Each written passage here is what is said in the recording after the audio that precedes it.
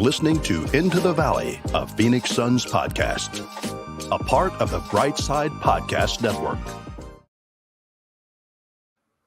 Welcome, everybody, Into the Valley, Phoenix Suns podcast. I am Ethan Shutt, joined by Philip Russell. We had some early technical difficulties on the YouTube screen. It's a beautiful foreshadowing of what's to be discussed in a rough Game 6 here for the Phoenix Suns. Suns lose 113-86 yesterday evening. We gave ourselves some time to mentally put ourselves together, and that's a very generous we. In reality, Philip was kind enough for me to take some time to mentally put myself back together.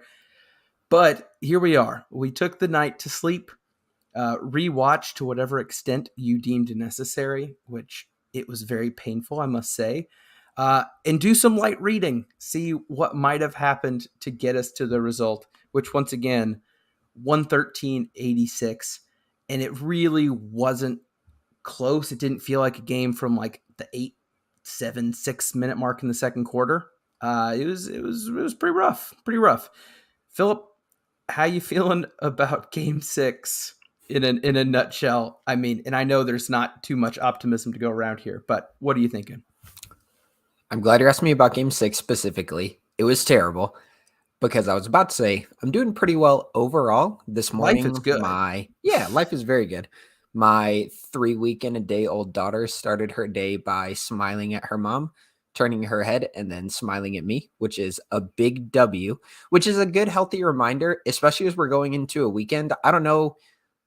I'm assuming most of our listeners are significantly farther west in the country than we are. That is correct. Where we are, it's getting gorgeous right now. So we're going to have an entire weekend before Game 7. Touch some grass, Suns fans. Get outside. Enjoy the weather. Enjoy the sun. And Game 7 will come when it comes. I think the extra day of rest is key for the players, but I also think the fans desperately need it. Just based on a quick Twitter health check last night, it was a dark place. I don't know how much of your Twitter feed is Suns related. I know when I'm logging on to the podcast account, the entire feed is Suns related. It was a scary place, man. I had to hop off into the third and be like, I don't need this right now. Here's my Twitter philosophy. I have started following more and more Suns fans over the last year and a half or so.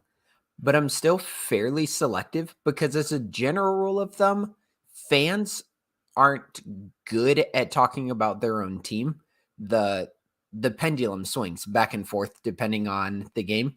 So when I see people whose best analysis is to blame the refs or to just be like flagrantly fans, I'm just like, nope, you either get a mute if I feel like I have to follow you, or you just get an unfollow if I feel like it's irrelevant to us. So that being said, a lot of the Suns fans who I am following, they were rightly frustrated with the players. And I think that's exactly right. Sometimes in the playoffs, you can cast kind of an eye of dispersion towards the coach or towards a GM, which was happening a little bit last night because we're going to talk about Eric Gordon for some reason in May instead of back in February, but it was all on the players last night.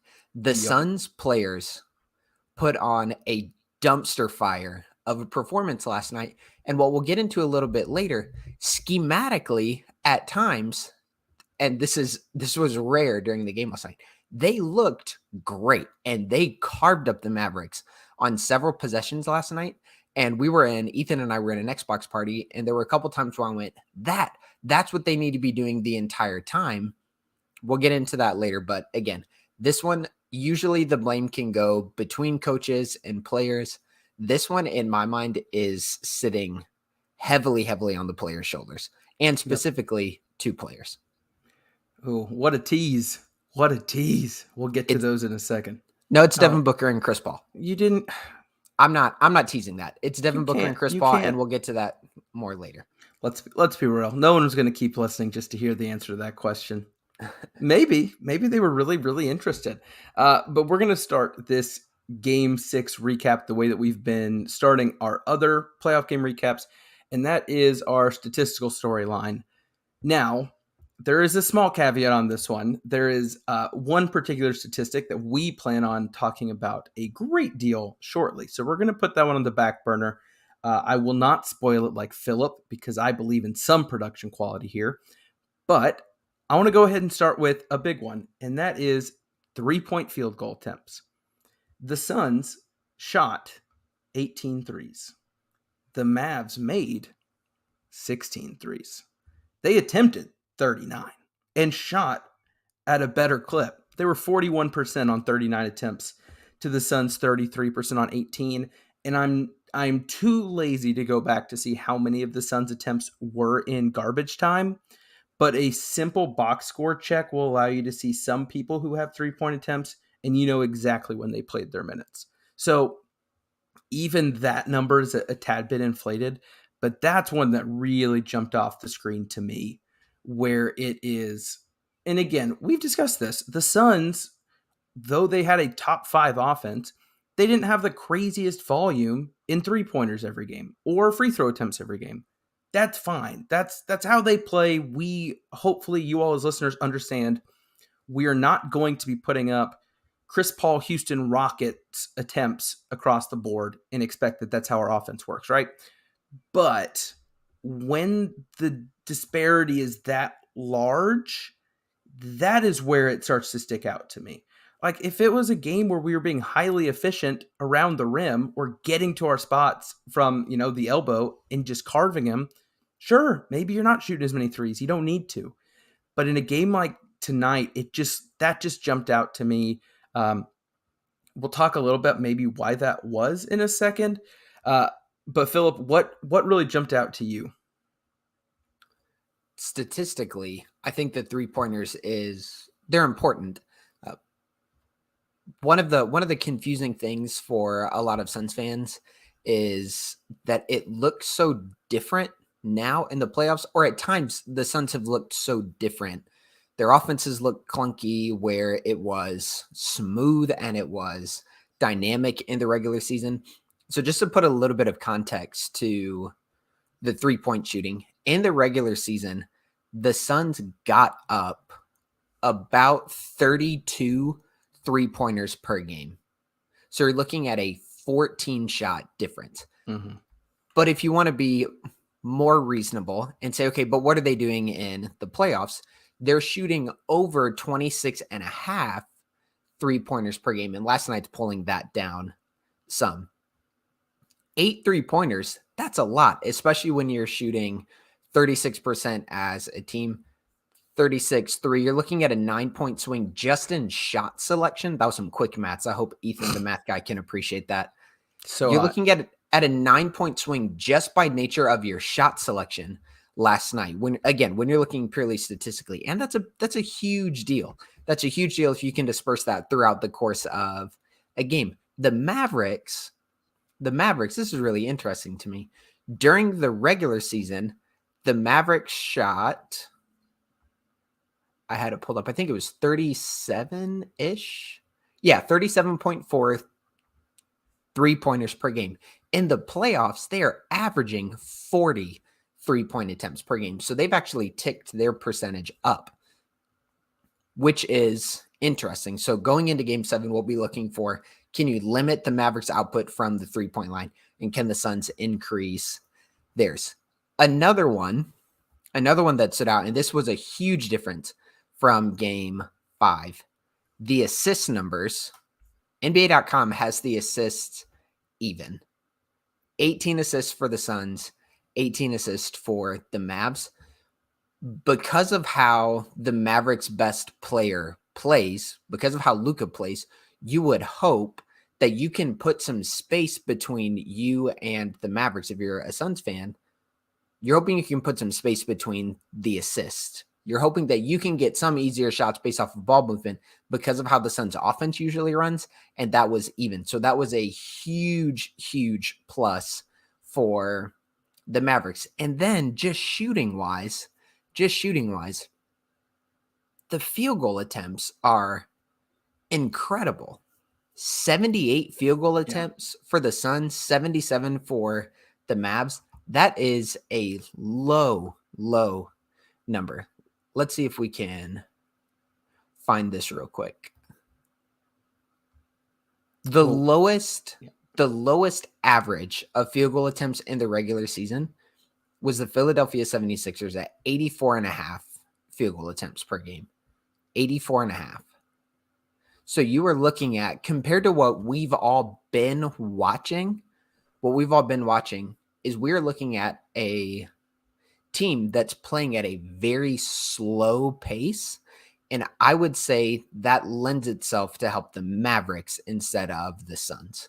Yep.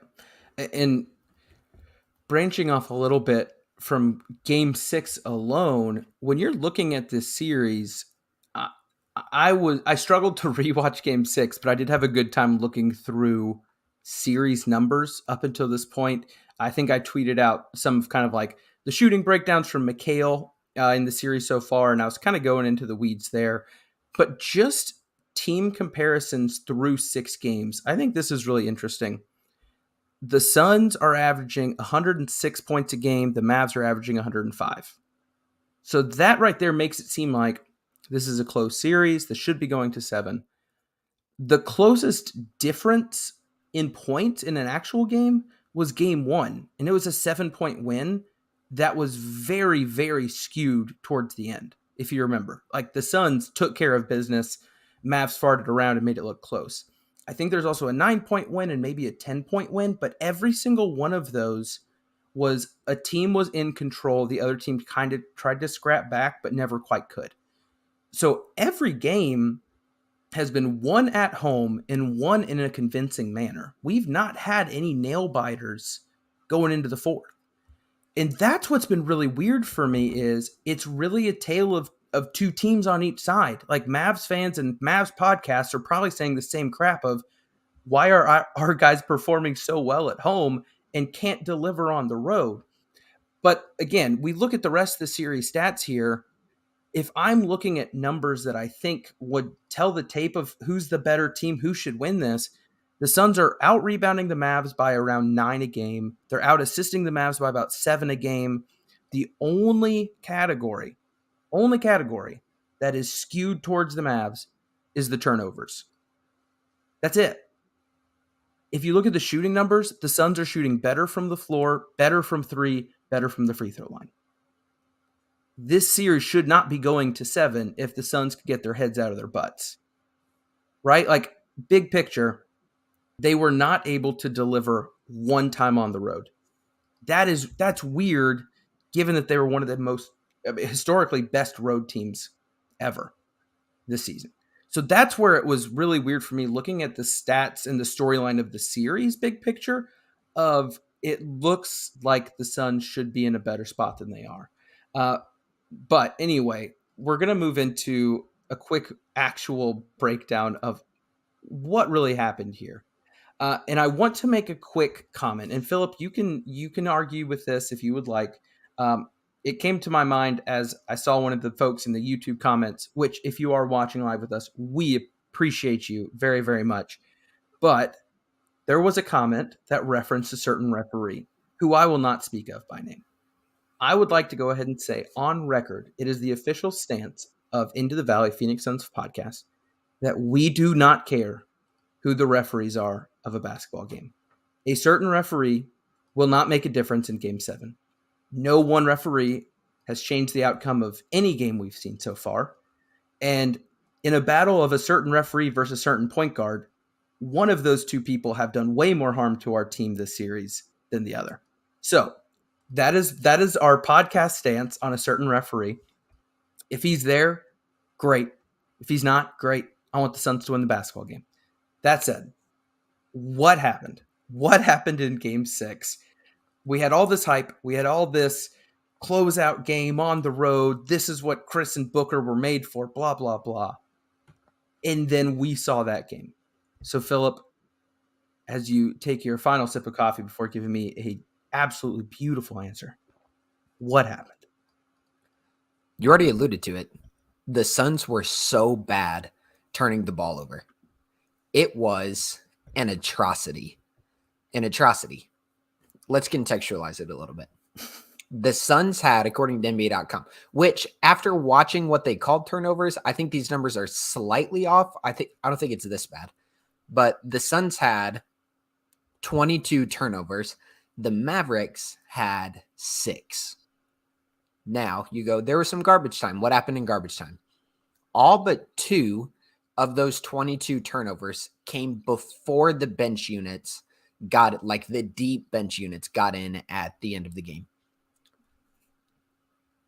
18 then of those 20 turnovers that came in the course of the normal game, 90% of them came from starters. So this was not Landry coming in, Cam Johnson coming in, JaVale McGee, Busy, whoever else usually comes off the bench. This wasn't those guys coming in as the second unit and turning the ball over. This was the starters on the Phoenix Suns being bad with the basketball in their hands. And specifically, 13 of those 20, which if my math's right, that's what, 65%? That is correct. 65% of those came from Devin Booker and Chris Paul. Devin Booker and Chris Paul account for 65% of the important turnovers that the Suns had. And Booker had 8 of them. So what we saw last night was the Suns' primary ball handlers, who we were singing their praises, and we were, if you didn't catch back in game 4, we were saying you can play Landry because Devin Booker and Chris Paul are always on the court and they're good enough handling the ball. Last night, that was not the case. They were not playing well enough to help facilitate to other people, to get other people going, because they were so careless with the basketball. And that was the story of the game, because the Mavericks scored 29 points off of the Phoenix Suns turnovers, and the Suns only scored 6 points off of the Mavericks turnovers. And when you get into this, what you see is that the Mavericks got credited with 16 steals, which means of those 22 turnovers that the Suns had, at least 16 of them are live ball turnovers. Right. Which means you can start flying up the court. You can get easier shots in transition, which we know that the Mavericks had some backbreakers, especially late in the second quarter in transition. So the story of this game is Devin Booker and Chris Paul were not good enough. Yeah. And just for reference, I know a lot of times we throw out like numbers per game, and it could sound high, it could sound low. Just for record's sake and kind of giving you an idea, for the entire season, the Suns averaged 12.9 turnovers per game. Booker and Paul today took care of 13 by themselves. And then again, we've got another 9 to account for. And that's just really surprising. When your season average is 12-9 and you're sitting at this series at 15-8, that's a big deal. And it's not like, I know 22 is a lot. This one game didn't inflate those stats to some crazy number. It's not like we're working with a sample size of 2 here. We're 6 games in. Like, this is a true showing of what's being seen.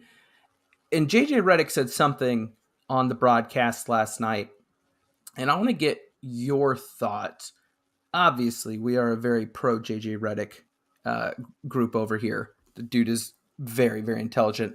He made a comment when the discussion continued to be focused on Phoenix's turnovers, Phoenix's offensive woes, whatever. And he's like, I think we should also talk about what is Dallas doing to create this outcome. Instead of just saying, what's wrong with Phoenix, asking the question, what's Dallas doing maybe that's not being discussed? And from your perspective, and maybe this is too simple of a question here, do you think the turnover problem is more due to the Mavs or to the Suns? It's both, but the Suns should be good enough to counteract the increased pressure. I I cannot call when you started setting me up right there, Ethan. I tried to bring up in my mind. There was a possession last night where Chris Paul has the ball on the right wing. DA had set a screen, so he was going to pass to McHale. And a lot of times when CP3 passes to McHale on the left side of the wing, McHale can either drive because he has a step on his defender because his defender is shading over to help, or he can get the ball to McHale, who can get it into DA pretty quickly. And the pass was just terrible. Yep. It was awful. It was a step up the court. So McHale had to go and grab the ball, and then all the momentum that you have on that possession is lost. That's an unforced error. That doesn't show up in the turnover stat line, but it's bad, and you're messing up a possession like that. And I think if you go back and rewatch and look at just the crispness of some of the Suns passing, yes, Dallas's length is having an impact, but the Suns needed to be tighter with their offensive sets. So do guys like Bullock, DFS, and Frankie Smokes deserve to get some praise? Absolutely, because they are making life harder. But there are also samples from during the game where the Suns, if they use a significant amount of the shot clock, the Suns can still slice and dice this Mavericks defense. So we're usually looking at other screens occasionally as we listen to the point being made. And I was trying to find that instance for you. And what I found, which I guess I realized but had forgotten, NBA.com stats are our favorite when it comes to free statistics out there. And one thing we use a lot is if you go to the box score, you will see that the field goal attempts and makes are hyperlinked. If you click on them, it will start a video, basically a slideshow, playlist, whatever, of all of the shots from the game. It's really, really cool. I didn't realize you could do that on turnovers. So you can just pull it up. And I just watched the first 4 Booker turnovers. It had his pocket picked by Luka. It went in, and this is one where the two of us both got so very unhappy on the mic, where he left his feet having no idea where to go with it, and then just threw it to him. Then it was stripped again when they doubled. And then it was another hit it out of his hand, panicked, threw it right at him. And I think 3, if my immediate memory reacts, I think 3 of those 4 immediately turned into buckets. Like, that is just, look, I guess you can say credit to the Mavs for doubling him or pressuring him, but Booker is better than that. And I agree with you. I say all that to say that's on the Suns for me. Like, yes, the Mavs can throw good looks, but they are not the ones always responsible. Booker needs to be better. Chris needs to be better. And we've seen it. I mean, the Suns have changed up their defensive pressure, and Luka's had a couple big turnover games. But any fan who I think is being realistic is saying that's on Luka. Like, Luka shouldn't have 8 turnovers. Like, there's no defense out there that is going to force the hand of a player of that caliber. Like, that's you got to know what you have available. The turnovers are just killing. And if you had asked me what team stat would be the one that seems to differentiate these two teams, there is no way that I would have anticipated it being the turnovers. But that's just been it. And so my question for you is, we try to figure out what can be done, what needs to be fixed, and then maybe we just take the cop out and say, well, we're going to play at home. Things seem to go better there, right? Like, what do you think the Suns can do? Is there anything they can do schematically to handle the pressure, to handle the blitzes, the doubles? Or is this one of those things where you just say, our dudes need to be better, which I think is a very simple blanket statement that is very, very true. Yeah, so a couple different answers for that. If it's blitzing, I think the Suns just need to trust their read and react. When guys get blitzed, Jay and McHale make themselves available, and then they go downhill. On that, the only thing that I would like to change up is I would like for Jay Crowder to stop flopping when he drives, go to score and not to get fouled. Some of his drives frustrate me towards that end. The other thing, if it's just about their defensive pressure, I want to see The Suns do this a little bit, especially when they hand it off to Mikal. Just some simple dribble weave action just to get the Mavericks rotating. Dribble weave is a staple of a lot of dribble drive offenses. So think like, man, this is getting into the weeds a little bit. Think like John Calipari's offenses. I was gonna say that is the thing that Cal gets wrecked on forever, is his inability to run anything but that. But his anyway. problem is that he doesn't recruit good shooters, but that's a whole different issue. There's a sidebar I want to go down, but I'm going to bring it back to Into the Valley, a Phoenix Suns podcast, and not talk about Oscar Sheboy and whatever the Wheelers kid's name is. Severe, but anyway, proceed. There you go. Okay, so with the dribble weave, with Mikal, Devin Booker, and Chris Paul on the court, just weave a bit, which the Suns do to start some of their sets. Again, not necessarily because you think anything great is going to come straight from that, but I want to see some more action getting into sets like snap and Spain, maybe not as much with the dribble weave, but just get the Mavericks moving, get them in their rotations a little bit, and then we start our sets. Then we get into some more intentionality. And again, I don't know if this will be a magic fix, but what I've been seeing just from the eye test is that when the Mavericks are moving around defensively, they are significantly worse than when the Suns are headhunting. I think the Mavericks have started doing a really good job knowing when to help down, help over on CP3's pick and rolls. I don't think they're doing as good of job as that in their guarding lateral passes. And I think something that speaks to that is, you mentioned it already, there were a few plays where the two of us both said, that's Suns basketball. And almost every one of those were when either they were having some sort of constant movement around the perimeter, whether that was the ball flying around or the player baseline cut, pop out in the other corner, something to force a rotation of movement of something. But you said it as well. It seemed like the Suns got really, really accustomed in game one and a little in game two of saying, well, let's look at our five and let's look at their five. Who's their weak link? Let's LeBron James this. Let's do little screens and switches until we have the matchup we want. Oh crap, now there's 8 seconds left in the shot clock. Make something happen. And if something doesn't work, you are screwed. Like, you don't have the safety outlets that come from utilizing the entire team. And so I think you're right. Like, we can't do this ISO matchup hunting offense. And more than anything, I think the reason we don't need to do it is because that's not what we practice for 82 games. Like, find me a Suns game where the reason the Suns won in the regular season against a good team was we see one mismatch, we're going to go at that for an entire 48. Like, that's just not how they found success. I don't know why that seems to be something they're relying on.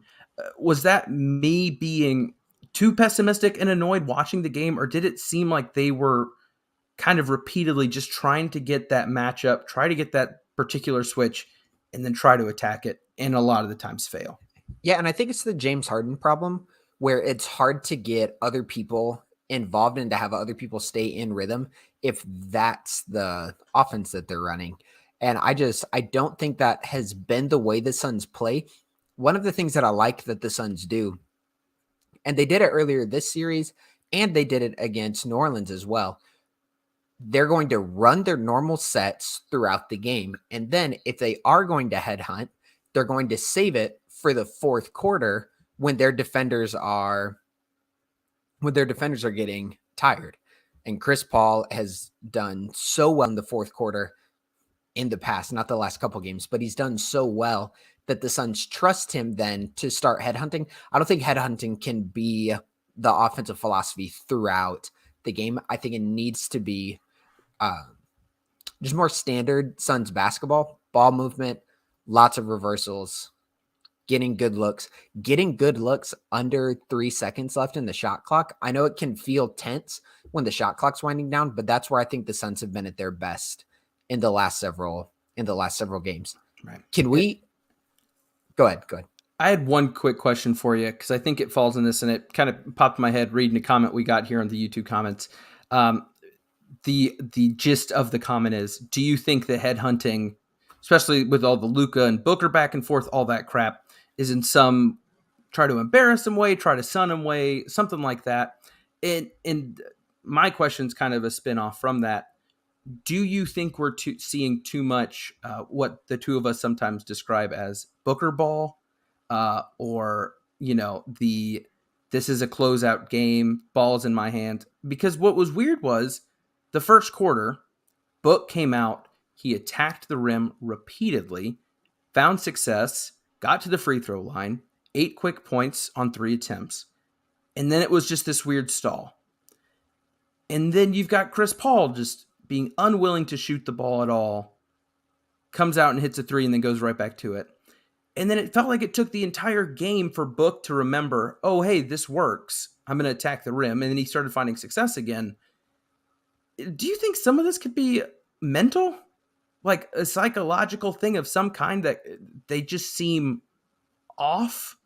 Because I don't think there's a number or a scheme or a rotation I can throw at you to explain how that result quite happened. Do you think some of this could just be we're getting some pushback, we have this conflict, and we need to get through it? I don't know, man. He sunned Reggie Bullock. Sorry. I wasn't trying to troll. I'll try to troll in future episodes if the Suns win, but that was not one of them. He sunned Bullock in the first quarter. Like, he was getting by Reggie seemingly with ease at the beginning of the game. And I think there are ways for the Suns to incorporate getting Devin Booker going downhill into the normal flow of their offense. Right.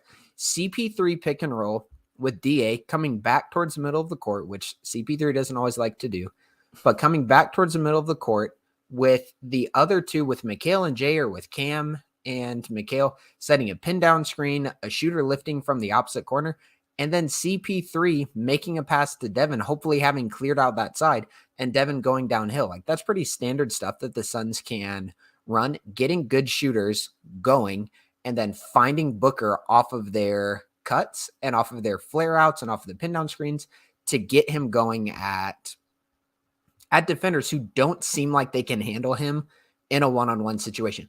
But the problem with him is he's got to go at the basket a little bit more, because something that we've discussed the last couple of days, Ethan, is Devin is so good when he gets right around the basket, being able to jump and hang. He isn't. Yeah, I described it last night. It's very Klay Thompson-esque when Klay can be rolling off of a 3, like off of a pick high, and just elevate. His body goes completely vertical no matter what direction he's swaying, and the shot looks the exact same. And yeah, it is a legit talent that Booker has. But I think that's best done about 10 feet from the basket.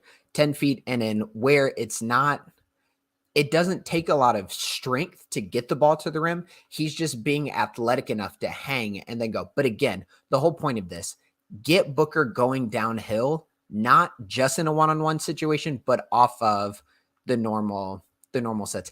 Ethan, if you have time, do you want to kind of rapid fire some of the questions that we have? Because I think some of the questions we have are things that Suns fans might be interested in. Okay, so just to reinforce, we did get the question at the beginning of the episode about referees.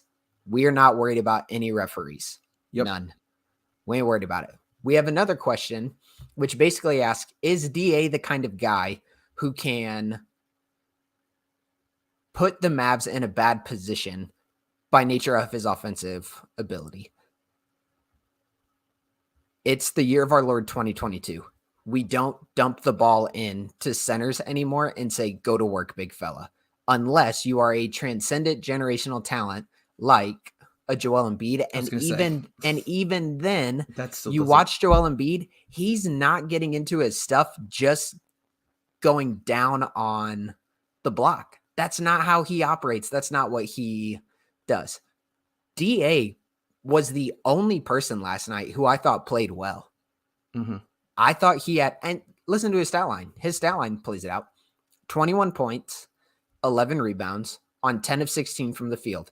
DA shooting over 60%, bunch of rebounds, okay defense. At times, the only thing you can nitpick is that he was 1 of 4 from the line. His 3 missed free throws didn't do anything to that game. I'm fine with DA. I'm fine with the role he's playing. Get him the ball in someone said DeMarcus Cousins as well. Back to the basket. His 2-man game out on the perimeter with Bones Highland was nasty as well. So even a guy like Boogie, you're not just dumping it down and saying, go to work over and over again, even if they have a somewhat smaller guy. And Kleba isn't the mismatch that maybe some of us think he is when he's down low. He played physically with DA a couple times. I think JJ even said that Kleba is a much better defender than I think people assume he is, and he has held his own much better than another tall European 3-point shooting guy that the Mavs have. Like those guys, not the same. And just to wrap it up on this DA question, there was DA's turnover last night. One of his 2 turnovers was when he went into the chest of Kleba, and that bumped DA off balance, and DA got called for a travel as he was shooting a little turnaround hook shot. So DA's doing what he should do. Make yourself available in the short roll as you're rim running and be efficient. And he was last night. The other question that we had was about Frankie Smokes. Like, shouldn't Booker and CP3 be able to take Frankie Smokes to school during this game? No. Over and over, no. His specialty is defense. So the reason you would be happy with Frank being on the floor is because the Mavericks offensively come down significantly.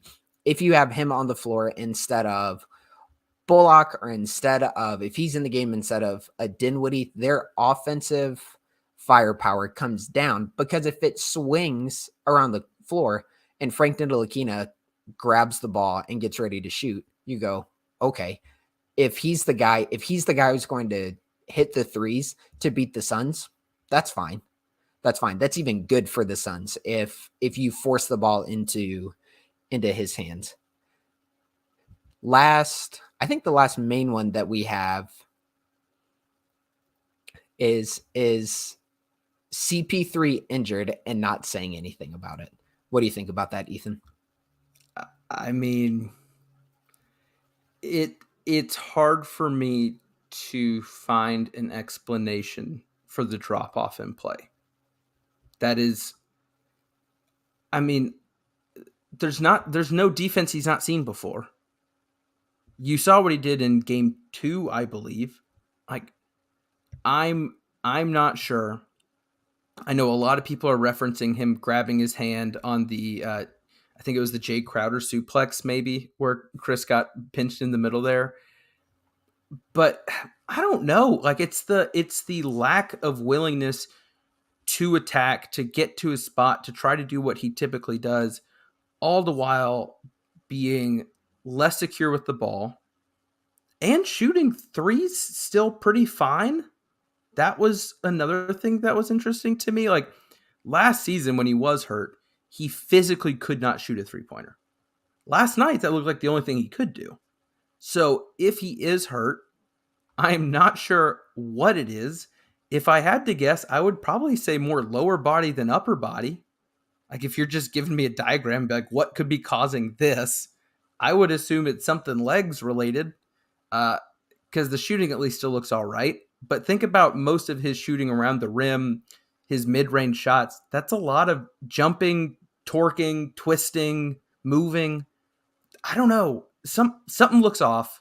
I don't know what it is. I think Gerald or Kellen asked him last night if he was hurt, and he gave the obvious answer of, obviously I'm not. I'm here to play basketball type stuff. I get it. But it just something looks wrong. And I think Sunday is going to very much tell us if that's the case. With an extra day of rest under him, if he's not looking like his old self, I think the Suns are in trouble in Game 7, but I also think they're in trouble if they get past to Game 7. You think he's hurt? I don't know. I was just wondering if you had. I think Luke is hurt. I thought Luka was hobbled tonight. I thought his calf was terrible. Luka looks. That dude. Look, and we're 40 minutes in here, so I think a lot of people are. If they did decide to listen, if they don't like us, they're gone. Philip, I think, agrees with this sentiment. I like Luka, and if you would like to leave the podcast now, that's totally fine. I like Luka. I wanted the Suns to draft him, not because I hated Ayton, because I like Luka and I like how he plays. The flopping is annoying, yes, but Chris and Devin do the same thing. The arguing at the ref is annoying, yes. A lot of the Suns do the same thing. There is very little things that we like to nitpick about Luka that our favorite Phoenix Suns players do not themselves do. So let's set aside the petty and look at the basketball. Footwork around the rim, insane. Physically, a tank. Shot, great. Passing, not just good, but saucy, which adds to it. Defensively, whatever, right? But who cares when you're that good? So I'm not here as a Luka hater. If you're looking for that, I guarantee you there are 10 Suns podcasts where you will find that in abundance. That said, watching Luka how he normally operates, last night looked rough. And I know the numbers are crazy in terms of final output, but if you look at how he got there, the dude was 11 of 26 from the field, 2 of 8 from 3. And remember, he's coming off of, I think, 1 of 10, 9 of 14 from the free throw line. And I guess his defensive stats get padded a lot because the Mavs just kind of let him collect the easy defensive rebounds and then start the break. But again, and then 8 assists, 4 steals. The 4 steals, pretty impressive. I'm going to be honest with you. 2 of them were pickpockets that should not have happened. But that boy looked hurt, struggling, slow. If they make it past a game 7, I have no idea. Philip, I won't make you touch on Luka's injury here. I think you can. Do you want to go ahead and give the cosign of you also liking Luka? I'm going to let you go ahead and address the comment we just got because it's like a Bulls fan crazy nightmare dream. But touch on Luka real quick, and then you can get to the comment we just got. Luka's good, and he has that dog in him just like Devin Booker does. They're very similar. When Booker gets going and you see like he gets a look at him and Devin will look at the other team, he'll look at the opposing fans, like he's got the edge about him. Luka has the same thing, and it's a joy to watch. It's a joy to watch him work. But now going into game 7, let's kind of wrap up with some of this as we're getting close to 45 minutes. Specifically, what do the Suns need in game 7? Keeping with Luka, play him about like you did tonight. 11 of 26. If he goes 11 of 26, pretty good. 42% from the field. You got to win that game. We'll live with that.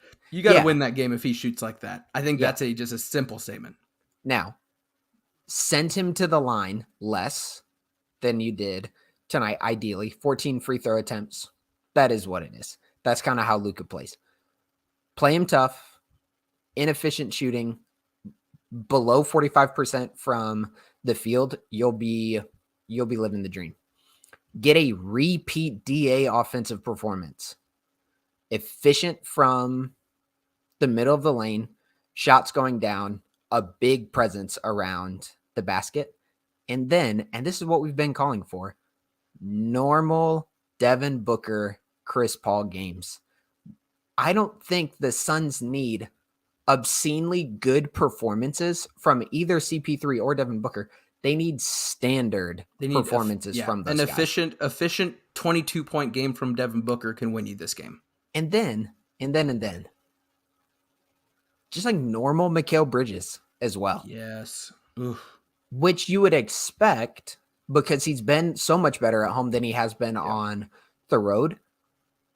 But right at the very beginning of the game, man, I think Mikal might have been 1 of 4 in the first quarter. He was getting really good looks that you would expect to go in, and you would especially expect them to go in at home. So all of this to say, I think a standard performance from the Suns is good enough to beat the Mavericks unless you see an 8 of 13 from 3 in the first quarter like we did a few games ago. But statistically, we're most likely not seeing that in in a game 7. So going into game 7, I'm confident because I still think the Suns collectively are better, and they've proven that throughout the course of this series and even more so over the course of the 82 game regular season. Suns fans should be confident going into the game 7. And it's the 2 greatest words in all of sports. I disagree. I think Sun sweep. Sun sweep. 2 great words that I enjoyed very, very much. Last year, those were fun, and I miss those words a lot. I would say if I can strip away my fandom and just look at these 2 teams, game 7 at home, I feel good. The Suns should win. They're the better team. They're playing at home. They're getting an extra day of rest. The Suns should win. Now, will that prevent me from being a wee bit stressed leading into that game? Absolutely. Is there an extra level of general annoyance that we don't know what time the game is going to be? Also, yes. Because I'd mentioned this to Philip, I'm going out of town to go be with my wife's family for a gender reveal, which is a thing. And depending on when that game is played, I will either be watching it at home with Philip at my house, where I feel comfortable and safe, or I'll be watching it on an iPad while my wife drives me home from Indiana. So help me, if you can send everyone listening all the good vibes that Bucks Celtics can go to 7 so the Suns can play the late game on Sunday, I would love you all very, very much, because a Suns game 7 does not need to be watched in a very stressful situation on an iPad. Not to say that I can't do it, but I sure don't want to do it. So, Philip, you're feeling good about game 7. I think I'm feeling good about game 7 while also feeling terrible on the inside. Anything you want to leave the listeners with before we wrap it up? Go Suns, baby. And with that, I am Ethan Shutt, and with Philip Russell, this is Into the Valley Phoenix Suns podcast. We out.